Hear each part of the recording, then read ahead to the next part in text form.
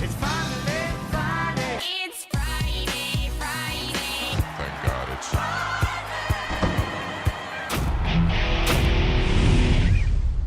Welcome to the Friday show from the Pollock Report, presented by Woodbine. I am Natalie Voss. I'm the editor-in-chief at the Pollock Report, and I am joined this week by Alicia Wincze-Hughes, who is Director of Communications for the National Thoroughbred Racing Association. Welcome, Alicia. Thanks, Natalie. Thank you for having me on. Absolutely. Alicia has been in the business of thoroughbred racing journalism for quite a while. She has written for Thoroughbred Times, for the Lexington Herald Leader, which is probably where most of our readers may know you from, for Blood Horse, and for Blood Horse for a little while before joining the NTRA. So I first of all wanted to ask, how did you get involved with horse racing? I got involved with horse racing, thankfully, through my father. I grew up in southern Connecticut, in Bridgeport, Connecticut, and our closest, well, obviously, we didn't have any tracks in Connecticut, but our closest tracks were Belmont, obviously, with Aqueduct, Roosevelt Raceway when it still existed, Yonkers Raceway, Meadowlands, and my father was just a casual fan, an ATW better, and going to the track. He went going to the Belmont Stakes every year. He needed somebody to go with. My mom and my sister could have cared less and didn't find it very exciting. So my father started taking his 5-year-old, me, with him. And I always laugh that I'm so grateful that he taught me how to read the form, because it has served me far better in my life and in my career than swim camp or soccer camp ever did. But that's how it all just got started with me, was just as a fan and falling in love with horses like Ali Sheba and Sunday Silence and Winning Colors growing up, and going to the Travers every year as a father-daughter trip. So that's how that's sort of how my foundation was laid in the sport. That's awesome. Well, you've been reporting on the personalities and the horses behind the major events in racing for a long time, and obviously that also crosses over with some of the broader issues in racing. Naturally, like you would be absolutely the person to speak to on a big racing weekend for handicapping, but we thought this was also a nice time to bring you into the show, because one of the biggest topics in the news this week has been diversity in racing. As many of our readers will know, that's been sort of, that discussion has been sparked off by a couple of social media posts from a prominent bloodstock agent that drew a lot of criticism, deservedly so. And actually, since the broader discussion of race and racism in our society has been going, the Thoroughbred Daily News has been doing a really great series about diversity in horse racing, and I think you wrote a great column for them very early on in that series. So can you tell me a little bit about what your perspective was in that for people who may not have seen it? Sure. I mean, when the TDN, when Katie reached out to me about asking if I would be part of it, it was, I mean, she kind of hit me at, I guess, depending on how you look at it, at just the right moment. It was such, I had been pretty emotional with everything that was going on with the protests and everything. And I actually recently just spoke to another reporter, Gennaro, for a piece that she was also doing about the conversation about race in the racing industry, specifically why that conversation hadn't really happened yet. And so when Katie reached out and asked if I would be willing to share my perspective about diversity in racing, I kind of was like, it was something I needed to get off my chest for a long time. And especially instead of just talking about it amongst, friends or whatever, privately, kind of get it out there on the record, as we would say, in a public forum. It's obviously something, as a person of color, I am biracial. My mother is Black. It is something that is extremely personal to me. So I kind of unloaded, to put it mildly. And yeah, I just kind of sort of unloaded. I'd be lying if I say I didn't, I wasn't, worried when it came down of what might be coming down on me as a result. But I was more worried and more concerned about nothing changing than any kind of potential repercussions, because it's been too long for this country, for this industry, for this world. It's too long for nothing to happen any longer. Yeah. I think some people were maybe a little bit surprised, or maybe just sort of mulling, why was this particular incident within horse racing the thing that sparked some degree of consequences, and sparked this discussion off more intensely than it had before. It seems to me like something that just the country is in a different place than it was, even a month ago or 2 months ago. What do you think about that? Why this particular incident now? Yeah, I mean, that's something that I've even wondered myself just in the last day or so. Is I'm so glad that that his comments got covered and that there was some pretty quick condemnation and some repercussions that we're starting to see from it.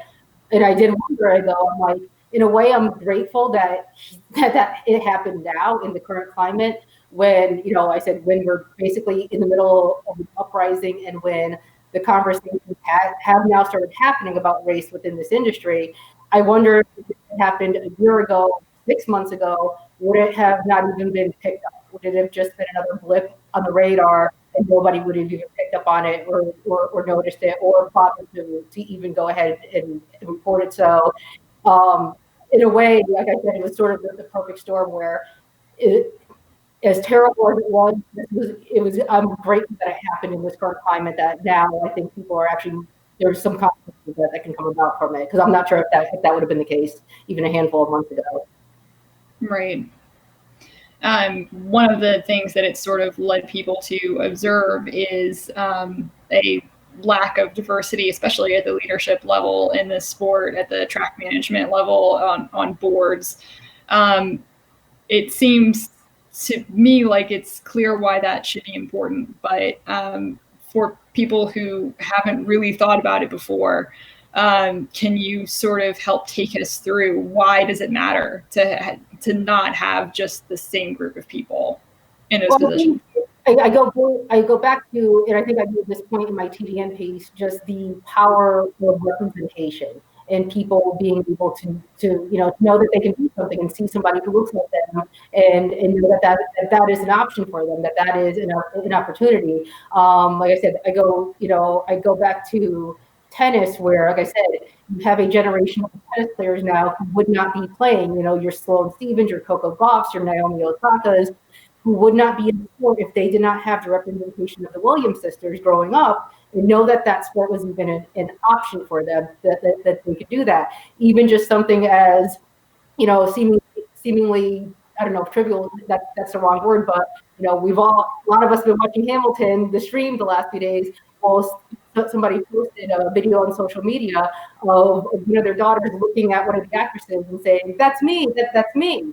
That little girl who could not have been more than 3 or 5 was able to see herself on the screen and know she saw somebody who looked like her. And now that young child knows that can be an option. She can have a career on the stage or whatever she wants to do. So I think that's one of the problems is if you're looking around, if you're a young person and you're looking at the sport and looking at what your potential options are, you don't see that representation at the top in very many places. You don't see it on many of our boards. You don't see it, in so many of the management positions. You don't even see it in, you walk into a sales pavilion, you don't even see their auctioneers. You don't even really see their bid spotters. You don't, so many of our track announcers. And so it's like I said, I cannot speak loud enough about how important representation is. Yeah, that makes complete sense. You did a great job in that TDN piece also on touching off on what other professional sports have done to try to improve diversity in their arenas.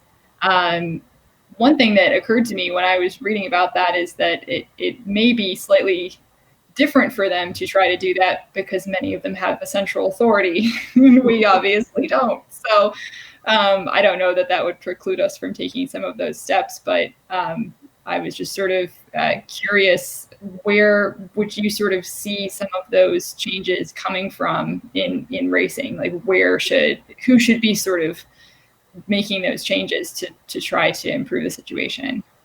Well, as you mentioned, we do not have a central authority. So, like I said, that's been a hindrance for a lot of things that have been trying to be pushed through in this sport. But I don't think that needs to be an excuse for any progress taking place at any level, regardless of what the issue is in this game. Individuals take it upon themselves to lead by example. I really commend, the Stronach Group was actually one of the track companies that actually did post a statement and did kind of speak out, and they made, a donation. So, you can, they're making the effort and they are trying. And, I said, with the NTRA, we're working internally. Like I said, we've already got some partnerships in place, like with Legacy Equine Academy, that we're partnering up with them. And so we can all individually take steps to, quite frankly, look ourselves in the mirror and see how we can do better and how we can be better. And, hopefully, but we can also, hopefully, it can be sort of a collaborative goal. Even if we arrive at it in different ways, it's something that's still, even if you come to it in a different path, it should not stop somebody from still, I said, trying to get to that common ground of just be better. I mean, that's what we claim we want to be on so many different forms. We say we want to be better. Well, here's your chance. Take some action. Be better. Put your money where your mouth is. Put some action behind the words that you're putting. Absolutely. I know that there at one time were a lot more jockeys and trainers, and I think to some degree, maybe in the early days of racing, there were more Black owners as well. And obviously that has changed significantly. Is it possible, do you think, or would it be a good starting point to try to go forth and recruit people of color who are successful in other businesses to become racehorse owners? Because that is often how people who don't already have a racing connection become owners through the auction houses. Is that sort of one type of step that could be taken? Yeah, absolutely. And it's one that Greg Carba, people who are not familiar with him, he's made his name for himself as a very, very successful bloodstock agent. Obviously, his family is rooted in the sport, with William Carba being Man O'Ward's groom. But that is one of the things that that Greg himself has taken on, that very initiative of trying to bring new owners into the sport, owners of color, owners who are already very successful business people in their own ventures, and not even, there are people who they don't come necessarily from a racing background. A lot of them are kind of, novices learning about it for the first time. But that's the good thing, is he can bring them in, he can expose them and really educate them about the sport, and kind of, that's how it all builds, is, he's educating them and exposing them and showing them all the great things that the sport does have to offer. And like I said, since they're already successful business people, and he's done a great job of creating a syndicate to get them involved, which is, obviously more lower risk way to go, especially with getting a new owner involved, is on the syndicate side of things. That's something that, he has already been taking the ball and running with it and trying to do. And I think that's definitely something that, more owners, maybe more syndicates, or the sport in general with its marketing, could be mindful of. Because, the marketing of our sport is another thing we also have to kind of look at, is how we're marketing it, who we're marketing it to, who we're partnering with on the marketing side. If you keep targeting the same kind of demographic and the same person over and over, you can't be surprised that nothing ever changes. Right. So it sounds like there are sort of people and programs out there that are trying to address this issue. You mentioned the Legacy Equine Academy here in Central Kentucky as well. What has sort of struck you about that particular program as being really important to you as a program, even before all of this became a topic, but certainly now as a potential way forward? Ronald Mack, who's the founder of the program, fate really did kind of have our paths cross, he and I being able to kind of meet each other. And we met right at the time when I was just pitching to my own people the concept of doing our own diversity initiative and program.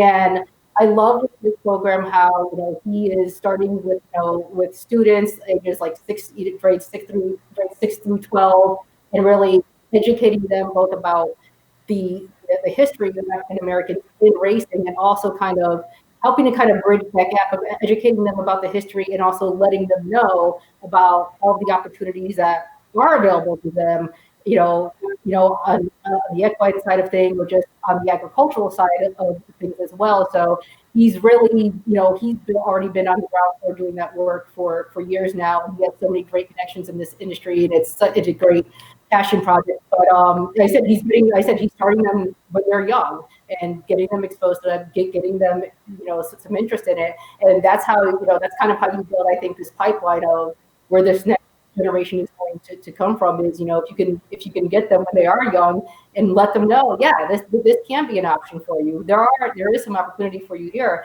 That's how, this change is going to ultimately happen. Absolutely. So it sounds like for people who are sort of trying to learn more about this issue, there are programs you can support. There are lots of opportunities right now to read opinions and perspectives from people who are talking about this issue. There are a lot of chances to learn as an individual, and that seems like that is something that, if you're not in a position to, make hiring decisions for the whole industry, that is something that you can still do as an individual fan or just anybody in the business at any level. Yeah, I mean, just being an ally, educating oneself, that's where all of this starts from. I mean, that's how racism comes about, is from ignorance. Racism is something that is taught. It is not something we are born with. You can put, babies together and they will play with each other until somebody tells them different. So that, the education is, that's what this whole country and this world has to do, is it has to unlearn a whole generations and generations and centuries of behavior that has been taught, through our whole society. And I mean, it's taught at a level that a lot of us don't even realize that it's being ingrained in us, and certain messaging that is coming about. So I think if somebody wants to know what they can do, they can just start with themselves. Read up on some titles. There's a lot of anti-racism titles out there. There are wonderful, reads and everything. You just start with educating yourself and looking at yourself and opening your own mind, just examining, whatever bias, even if you don't think you have any, just examine just the way you think about things, the way things are perceived, whatever biases you may have that you may not even realize that they've been so ingrained through society. So, if one person makes themselves better, the next person, the next person, and the next person, hopefully it all trickle down and we will come out of it all collectively in a better place than we really are right now. Yeah, absolutely. And I know that one thing that you and I have talked about is just keeping the conversation going as well. There's sort of a tendency for a topic to pop up in the news, and then as soon as the next big story hits, then the further implications of the first topic are kind of maybe not so much at the forefront of people's minds. So I know that something that I've been talking with you and other people on as well is just to sort of try to keep this discussion going. And it's a discussion that is needed to happen for a long time. I'm grateful that it is happening now. Like yourselves, I said, we are taking an effort to kind of keep it going. I hope that it does keep going, and that it's not just it's not just a thing to do right now. And I want to hope that I said 6 months, a year, 3 years, 5 years, 10 years down the line, that real change is going to kind of come about, and that it's not just it's not just a moment that's happening right now. And I also want to make sure that when we talk about diversity, that make sure we point out where it's not just race too. We need to also be inclusive of of everybody from all backgrounds, the LGBTQ community. They need to be supported as well. They need to be acknowledged. They need to be supported. And so I want to make sure that when we talk about diversity, that we also make sure we don't limit it to just race, even though that I said that is a top. That's what we're looking at right now, but diversity is inclusive across all backgrounds. Absolutely. That's an excellent point. Well, I think that's close to all the time we have for today. I really appreciate you coming on the show to provide your very valuable perspective about this, and I hope this discussion keeps going. We also want to shout out to Woodbine. We thank them very much for sponsoring us. Alicia is another enormous fan of Woodbine and their wonderful racing, their wonderful opportunities for horse players, and of course their wonderful candy. This weekend they will be hosting the Grade 2 Connaught Cup on Saturday, so be sure to tune in for that. And we will see you next week. Thank you for having me on. Thank you.